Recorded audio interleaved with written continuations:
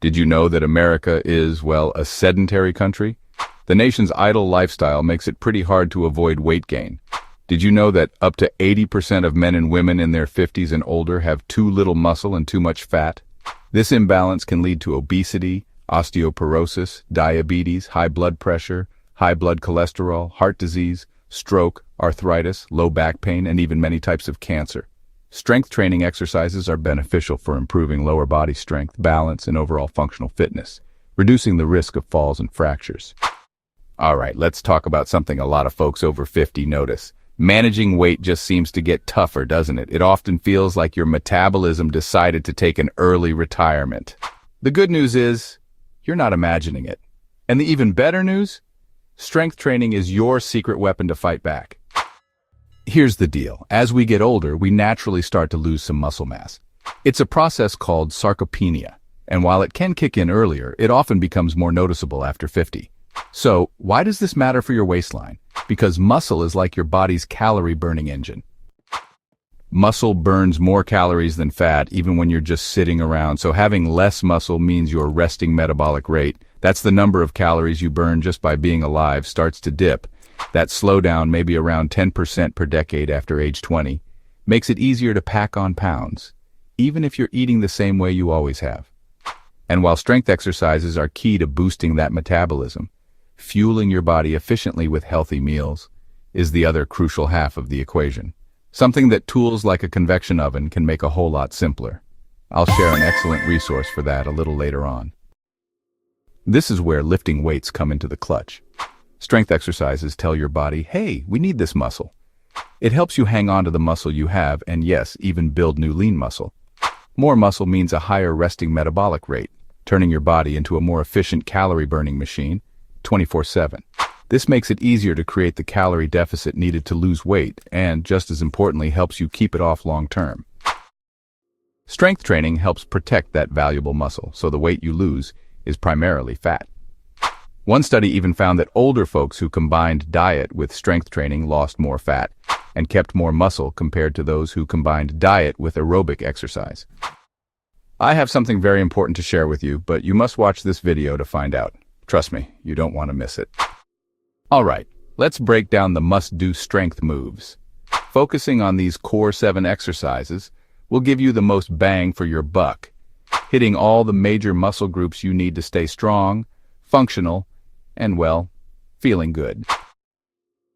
Squats. Think of squats as the king of lower body exercises. Why? Because they work almost everything below the belt. Your quads, that's your front thighs, your hamstrings, which are the back thighs, and your glutes, or, your butt.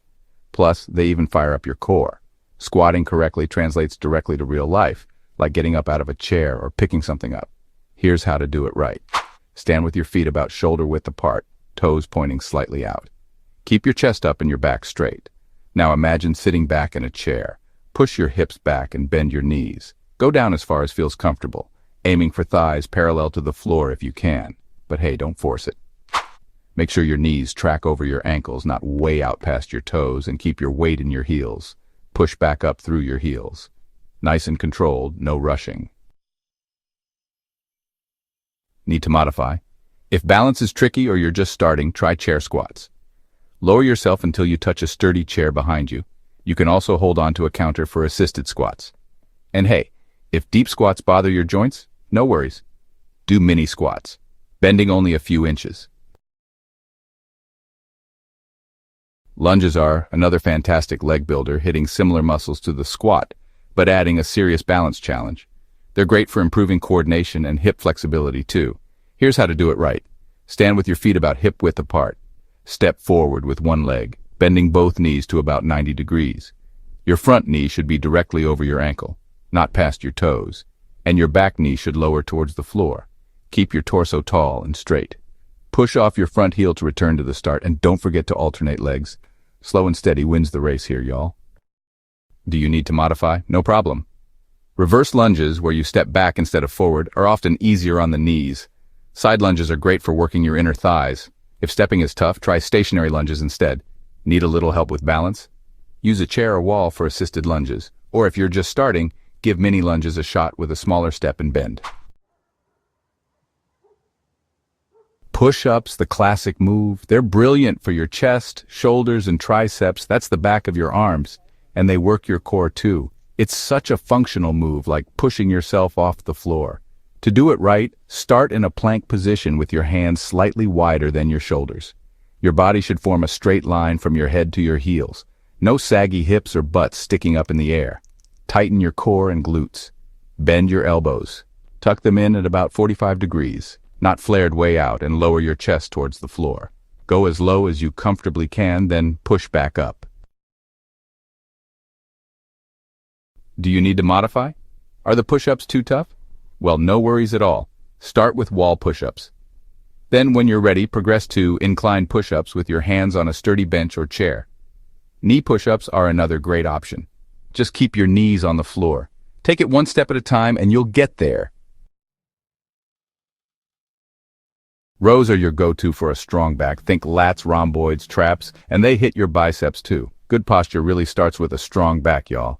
Now let's talk about how to do it right with the bent-over dumbbell row. Stand with your feet shoulder-width apart, holding dumbbells with your palms facing each other. Add a slight bend in the knees, then hinge forward at the waist. Remember to keep your back straight until your torso is nearly parallel to the floor. Let the dumbbells hang down naturally. From here, pull the dumbbells up towards your torso, keeping your elbows close to your body. Squeeze your shoulder blades together at the top, pause for just a moment, then lower slowly. And that's how you build a strong, solid back. Do you need to modify? That's totally okay. Try seated rows, either on a machine or with a resistance band. Both are great alternatives. Or if you want to focus on one side at a time, give one-arm dumbbell rows a shot. Using a bench for support can really help you nail your form while working one side at a time. You've got this. Shoulder presses. These are essential for building strong shoulders, or deltoids, and they also hit those triceps again. This exercise is super helpful for any overhead lifting you might find yourself doing. Now here's how to do it right. The seated dumbbell press. Sit tall on a chair or bench, preferably with some back support if you need it. Hold dumbbells at shoulder height, with your palms facing forward or even slightly inward. Keep your core tight and press the dumbbells straight up overhead until your arms are extended. But hey, don't lock those elbows. Lower them back down slowly and with control. And oh, one more thing, don't arch your back. So, do you need to modify this exercise? Well, you can try doing them standing if you're looking for more of a challenge. Another great option is alternating presses, pressing one arm at a time. Resistance band shoulder presses work really well too if you're looking for a different approach. And if you've got shoulder issues, no worries, just press as high as feels comfortable. That's called partial range of motion, and it's totally okay. Bicep curls. Yep, the classic curl. This one targets the biceps on the front of your upper arms. These muscles are super important for pulling and lifting things in your day-to-day life. Here's how to do it right. The dumbbell curl. Stand or sit tall, with your feet about shoulder width apart, and hold the dumbbells with your palms facing forward. Keep your elbows pinned to your sides.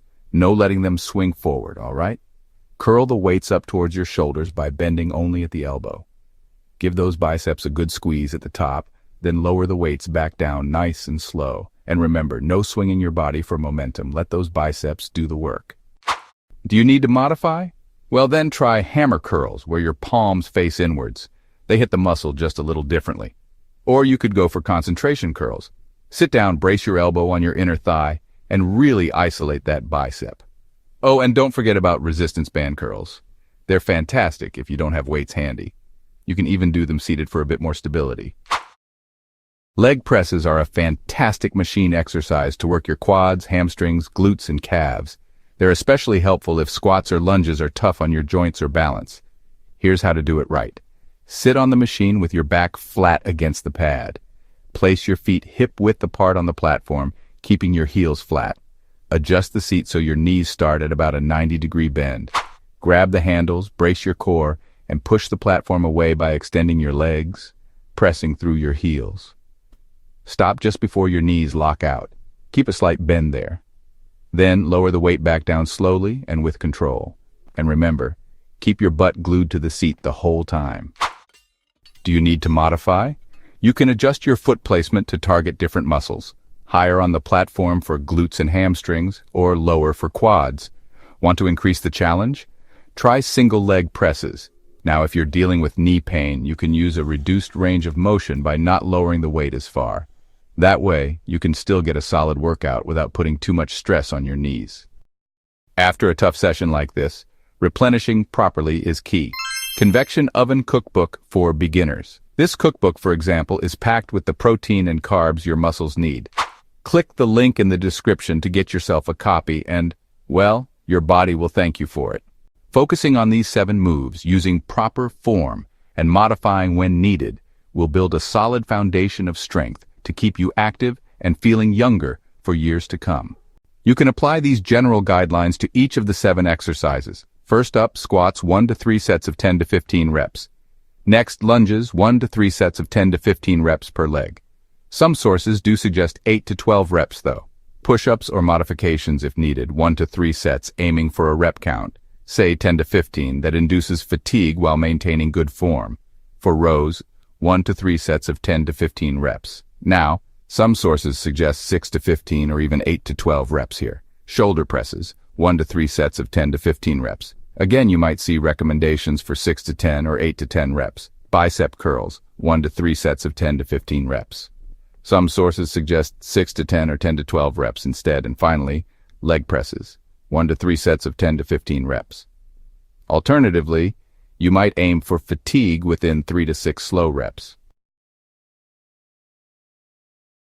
Here are some important considerations to keep in mind. First, start slowly. Especially if you're new or just getting back to exercise, begin with lighter weights or even just your body weight. Focus on mastering the form first. Proper form is absolutely crucial. Always prioritize correct technique over lifting heavier weights or doing more reps. This helps prevent injury, plain and simple. Listen to your body. Pay attention to how you feel. Some muscle soreness is totally normal, but sharp or persistent pain? That's a sign to stop or maybe modify the exercise. And don't forget gradual progression. As exercises become easier, gradually increase the weight, resistance, number of reps, or sets to keep challenging your muscles. Tell me, which of these 7 exercises are you planning to try first? Share your thoughts in the comments. Do you know someone over 50 who could benefit from these exercises? Share this video with them. And remember, building strength is absolutely fantastic. But pairing it with delicious, healthy meals, that's how you truly thrive after 50. If you're ready to make healthy cooking easier and tastier using your convection oven, don't forget to check out the Convection Oven Cookbook for Beginners. The link is waiting for you down in the description below. Thanks for watching, stay strong, and I'll see you in the next video.